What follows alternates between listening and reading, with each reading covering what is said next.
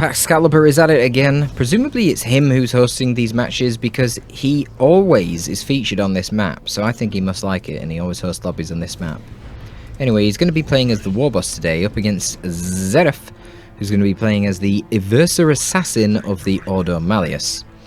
Now, we'll say that typically the Warboss is an absolute nightmare for the Ordo Malleus, as he's just such a brutal hero to deal with in melee. Obviously, the Grey Knights love their melee, right? He's really tanky, you put the spiky armor on him, and he's basically impossible to kill. Going to IST can help, but then you leave yourself vulnerable to the shooter boys, who can so easily out-trade the IST in Tier 1. Every time you take an engagement, you're scared that they're going to drop globals on you. Strike Squad beat the Sluggers until the Sluggers have UC choppers on them. In Tier 1 you can mitigate that with Mind Blades if you're the Bro Cap, but if you're anything else, you're kind of screwed, and in Tier 2 it doesn't even matter. Even if you use Mind Blades, if they've got the Slugger Knob and they have UC choppers on them, the melee skill buff is too much, you're gonna get beaten. So, it's tricky, it's really tricky. You obviously don't have a traditional setup team, like a Devastator squad, a Havoc squad, a Looter, something like that. So you can't control the Warboss with that. You've only got Purgation, which don't really work well because the Flamers aren't good against single entities like a Warboss. But the Eversor Assassin does have some unique tools to help deal with these tanky melee heroes. In particular, his Neurotoxin pistol is very good because of the Neurotoxin ability, which does damage over time, as well as slowing the target that you hit with it. Spike damage, damage over time, and slowing the target, good to control the Warboss. Not to mention it does high levels of piercing DPS, which can be used in tandem with cover to bleed the shooter boys. So we'll see how Seraf manages to play that one out. He's apparently going for operatives, which are quite rare. Again, it leaves you vulnerable to shooter boys because operatives are best countered with generic mobile ranged units, as they don't really trade well in a ranged firefight, but they're very fast, and the smokes, the infiltration, and the incendiary grenades make operatives pretty decent as a soft setup team counter. So the blind operatives pick actually is going to be decent against the looters, but if packs invest quite heavily in the shooter boys, the shooters could be really effective since they effectively counter all of these. So ideally, what Seraf must try to do is get his strike squad to encounter the shooters and use his mobile piercing DPS to focus down the Warboss and the Sluggers. And then, you know, you can get more of that piercing DPS with the Neurotoxin pistol or Needler pistol, whatever the hell it's called. Is that an incendiary or smoke? That was an incendiary, so we're going to get some decent chip damage down the looters. Pack's not responding. Ooh, might lose this IST though here. Sluggers in retreat path, you see the yellow buff means war has been activated, and, well, let's say that again. War has been activated, which means that they get extra speed and damage. And you can see the effect of that equals dead IST. And that's quite bad for Seraf. He's already lost quite a substantial amount of his ranged DPS potential. Now the Warboss and the Sluggers can go kind of crazy. Interestingly here, oh, here we go, Ard Boys on the Sluggers. Not too impactful. What's he doing? Ah, he's baiting the strike squad into the looters, and then he's got the Sluggers to attack on retreat. Might get another model off those Grey Knights, not quite. Gonna have to rotate his looters. Gotta be careful, we've got Psychon activated on the Eversor Assassin. There's a little bit of damage to him, but it increases his damage resistance and his damage. So obviously going for the kill there on the looters. Oh wow, is he going to get them with the operatives? Operatives need to fire the shotguns once more. Operatives, no! No! Why? Why did they not shoot? Oh my god, literally. Shotguns I don't think can miss. Not these shotguns that don't fire on the move. So that would have been a guaranteed wipe. Massive misplay from Seraf there. Literally would have wiped that looter. And he has replaced his IST. So these IST right now running around naked, no upgrades. We've got a fully upgraded shooter boy squad and now big shooters on these shooters, so I can't stress enough the extent to which these shooters will absolutely wreck the IST in any ranged firefights that occur. Another interesting thing to point out is that the warboss here went for the cyborg implant, so not the spiky armor that I mentioned before. This war gear is more anti-melee, so if you're in tier 2 and you're getting huge fights between the sluggers and the strike squad, using that war gear, you can see there that massive stun timer. Imagine if sluggers were free to attack the strike squad for that period of time. Obviously that's going to swing a fight massively in favour of the orcs. So we see an initial, oh my god, an initial smoke bomb there to try and reposition the looters, but we also see the tremendous amount of damage there coming out of the double shooters. But here we go, we've got the incendiary grenade doing damage over time on the looters, and the neurotoxin ability of the executioner pistol, as it's called, and the combination there will actually wipe out the looters. A little bit sloppy from Pax, kind of had all of his units blobbed together on top of the incendiary grenade. And the other thing to point out here as well, god, there's so many things to point out, check out just how tanky the strike squad are with their heavy infantry armor against 2 fully upgraded shooters with a whole lot of damage buffs from Wah. So of course that is referencing the fact that I had earlier about the strike squad being a really good unit to hunt down the shooters, whereas the shooters will melt these guys. Let's see. Operatives trying to lead the charge. There is going to be a decent smoke grenade there, which is going to reduce the range of these shooters. The shooters are dropping some models now as the las guns pour in. And a nice retreat cancel there with a fallback plan from the operatives. Decent operative play here. Would have been even better if you took out the looters. But it doesn't matter because the looters died anyway. Haha, what are you talking about, Torpid? I don't know. So actually, all things considered, pretty decent little engagement there from Seraf. He did lose a couple of gens, but I feel like he bled less than Pax did there. I mean, let's have a look at the level situation. Oh, he lost his Aversa Assassin though. Yeah, that's bad. So overall, he probably did lose more because he lost his EA. Actually, this is pretty even, this game. Warboss level 2. Aversa level 2, and you can see all the infantry are quite close to level 2. A little bit less so on the IST on Seraf, but then again, there's 2 IST for Seraf. 4 units in tier 1 versus only 3 remaining for Pax. Not sure about this cyborg implant on a big ass map like this. I don't know how many big army versus army fights you're going to get where you're really going to need the cyborg implant to help your melee. That definitely will be more applicable in tier 2 where you have more pitched fights between Justicar Strike Squad and Nob Sluggers. The units are relatively squishy in tier 1, so it tends to happen a little bit less.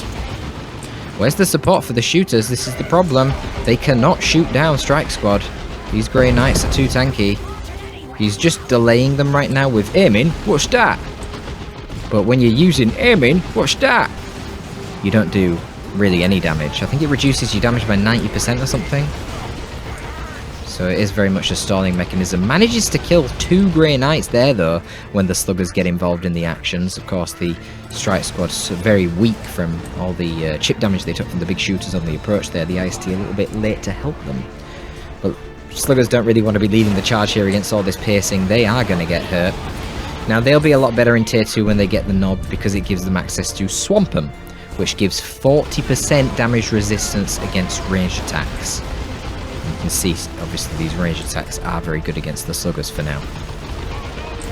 But you can also see how the shooters, even with like half HP from being attacked by the strike squad, they don't give a shit. They're so much better than these IST. Now, obviously, the IST could trade a lot more effectively if Seraf opted for the upgrades that have that purpose, namely getting the Sergeant and getting the Acolyte. Then they will trade a lot more effectively. Because it's not only giving them more damage, you're getting die last leaders, so you have less model bleed, you're getting more max HP, and then when you get the Acolyte, you're getting damage resistance against range attacks. So yeah, really good at trading, but clearly Seraf not prioritizing that. He wants a Rhino. Very odd to be going for a last cannon turret. I think the heavy bolter Rhino in general is just amazing against the orcs. Perhaps he does expect a fast Death Dread, or maybe a War Truck Buster combo, Truck Busters as we often call it, but I don't know how good the last cannon Rhino is even against those options. I'd rather be relying on a conversion beamer, purgation, and or a Vindicator Assassin and still have the heavy bolter Rhino, because the heavy bolter Rhino just does so much piercing DPS. It is just lovely to have against orcs with their vulnerable light infantry armor. Neurotoxin going onto the slugger knob there, going to be lowering the speed of that knob and doing some good damage over time. They're engaging with far too low HP there. Gets a nice tank buster barrage on Grey Knights, but Grey Knights don't really give a damn. And once again, we see the IST just bleeding tremendous amounts. Really, Seraf should not be engaging the shooters in any sort of trading firefight with the IST at the moment. Not until they get their acolytes. He's bleeding way too much unnecessarily, and he's feeding the orcs XP as well. Still, relatively even on the XP front. Not really seeing the Warboss do too much. He's got a Power Claw right now, so basically nothing will be able to 1v1 him. Which again is another reason to pick up a Heavy Bolter Rhino. You'll have way more effective mobile DPS against that Warboss. Another barrage and another swing and a miss. But the shooters should be able to rotate and deal with the Sergeant IST. They're not shooting at them though. They took a fair bit of free damage there. But yeah, you see when they do focus on them, man, it's pretty brutal. And that's another huge wow. Look at this, 4 units wiring. Big damage and speed boosts to the orcs there. Not enough support. Tank busters present in the blob means the Rhino gets deterred. Operatives and the Versa back at base. I kind of expected them to be down here. I don't know why. Maybe a little bit of a miss micro, not sure. Pax already going tier 3. I mean, if we think about it, Pax has spent exceedingly little in tier 2. He picks up the Power Claw on his boss, he got a knob, he bought some busters. That's it. Seraf hasn't spent loads, but as I say, he keeps bleeding, and he never had a full gen farm anyway, so his powering comes quite lesser. He picks up the Assault Armor, which grants the Aversa the ability to charge forward and gives him a nice flat HP boost and a HP regen boost. So, you know, brilliant ability and decent stat boost, making him a lot tankier.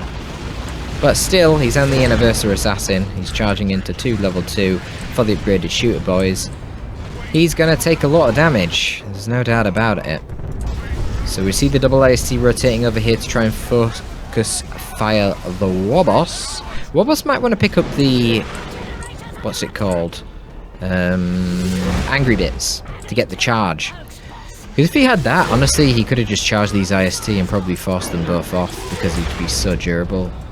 The charge, of course, makes it move faster as well. It creates cover where he charges, so the range damage against him would be reduced. And it also gives him the damage boost so he can easily kill even leveled up IST in one hit with that Power Claw. And it gives him HP regen, so yeah. Probably would be a good choice there. I don't really feel like a Warboss with this investment should be getting forced off by 2 Sergeant IST. Not even Acolyte IST. Also, not really seeing the Cyborg implants do anything here. Spiky armor would have been a lot better. But there is time yet. Here goes a big charge by the Eversaw, but it's not really going to do anything. Eversaw, I said Eversaw, why did I say that? It's the Aversa. A big charge by the Aversa, but it doesn't really do anything. Because he didn't have the red for his Bio Meltdown global. That's the classic combo, isn't it? Charge forward into a big blob of squishies, like all these fools. And hit your Bio Meltdown, and then blow them all up. But that's a lot of red. I think it's 175 red? 175 for Bio Meltdown? Something like that. This could be a juicy smite. Boom, boom, boom. There we go. And then they retreat because they're very poignantly aware of the sluggers in the back. The mobility of the Las Rhino here should be helpful. Help the Warboss. Not help the Warboss. Help the IST in killing the Warboss. Big swing there from the Power Claw. Again, give him more reason to have the Angry Bits. Then that swing would have been a lot stronger. Can also help you chase the Rhino. Another swing, one more swing and he's going to kill this thing. Seraf better get microing. Oh yeah, it's okay. He's going to kill him with the IST. He's got to retreat. Honestly, probably can kill him in retreat. Ardboy's dropped on him on retreat to give him damage resistance because he is under such danger. Yeah, that might have saved him. That DR might have saved him. Big charge there from the Aversa. Neurotoxins the busters, I guess because they gen bash fast? I don't know. I'd have probably neurotoxin the shooter knob.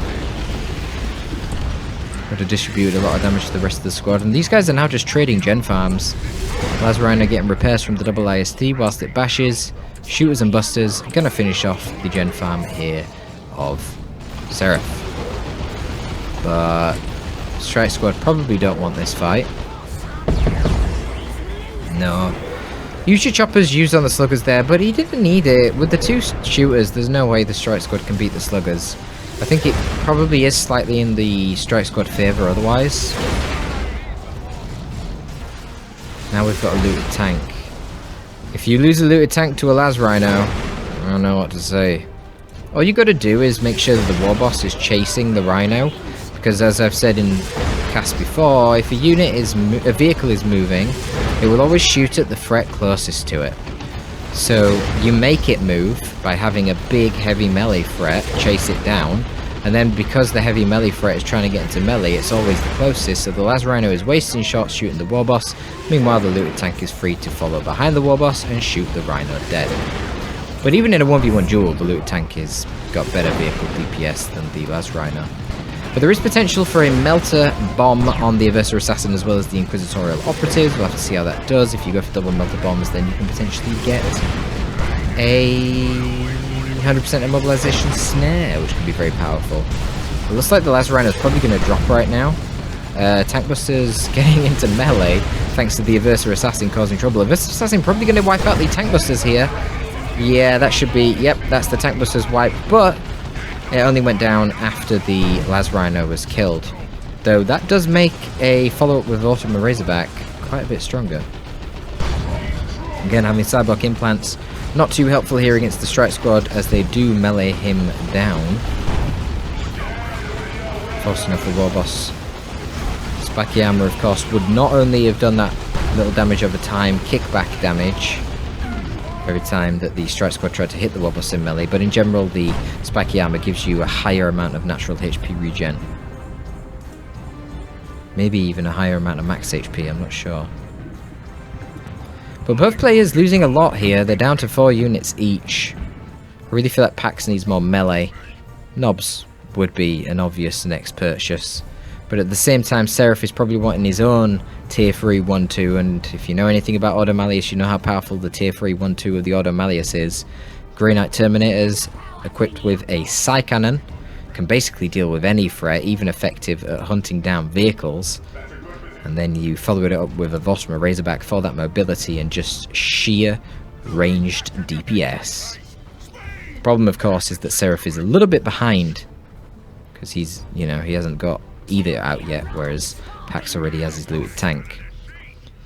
But Pax, let's have a look at the income here. Oh yeah, wow, shit, look at this. Look at the difference in rec income. They're pretty similar in pop as well. I guess the upkeep's really bad for Pax. Okay, his upkeep's bad, and this requisition of his is not fully matured. Oh, and he's lost this requisition down here. Yeah, not good. Pax needs to get on that, because he needs the requisition for the knobs. So, looks like there was a decent little ambush there again from the operatives. They've snared the looted tank, but Strike Squad only get power melee on the Justicar, so that alone, not really going to be too big of a deal. Here come the Grey Knight Terminators for Seraf. Now, given that the looted tank has already incurred all this damage just fighting Operative, Strike Squad and IST... Oh, what's going on here? Why is he... Oh, God, Seraf. Massive overextension of his Strike Squad, and that's going to be very costly to replace. If he can even replace it at all, looted tank is in pursuit. I think... Oh, God. Will he get out? Yeah, looted tank missed. Useless. Absolutely useless tank driver there, and missing his cannon shell that could have wiped the bloody Strike Squad. That would have been quite good for him, because it's going to be very challenging now for Pax, dealing with both the Strike Squad and the Terminators simultaneously. That's a lot of melee threats. And I'm concerned for the looted tank, given... Oh man, really wasting his boom shot there. Easily dodged with a retreat into the cancel from the fallback plan. Nice operative usage here from Seraf. But yeah, the operatives have already got the looted tank very low with just repeated melter bombs, and the combination of melter bombs to snare the tank followed up with a side cannon from the Grey Knight Terminators, it concerns me. It really does concern me. I really feel like the Warboss should be in these main fights here and the Sluggers should be side capping. I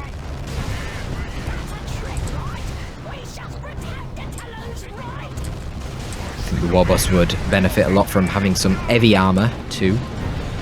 But here we go, Melter Bomb goes in on the tank. Will the Terminators teleport all the way onto it? Probably not, they don't need to. They can probably just stop and kill the Sluggers right now. Yep. So they will. Strike Squad obviously ripping Orcs to pieces, especially shooters. Slugger Knob falls. Terminator's not lost that much HP, they've now got knobs to deal with, but this should be easy for them because these knobs are completely unupgraded. They do have usually choppers. Terminator's going to go into base. This is risky. They will easily kill the tank, but there's just so much to attack them. Oh god. Heiko, okay, use the Cyborg implant and stun the Terminators. This is the whole point, the best use of this damn war gear. Okay, I don't know what Pax is doing. He needs to get his Warboss into the action. Cyborg implant stunning the Terminators would be extremely effective. Using his levitation ability here to delay the knobs that were pursuing after the Terminators. Not even killed one Terminator. Classic story when you fight Terminators. But of course they can't retreat, so they need to walk slowly across the battlefield to get back to base now to heal up. Knobs pick up their knob leader. I think they've got their frenzy as well because of the plus icon there. I think that's what that means. Double plasma gun on the IST. That is the source of these plasma ball suppression things that are going on. Just attempted to control the melee a little bit there. Of course the plasma will also be useful doing extra damage against the Knob squad. But the Knobs are now picking up their huge hammers. And that could be challenging for the Terminators to contend with.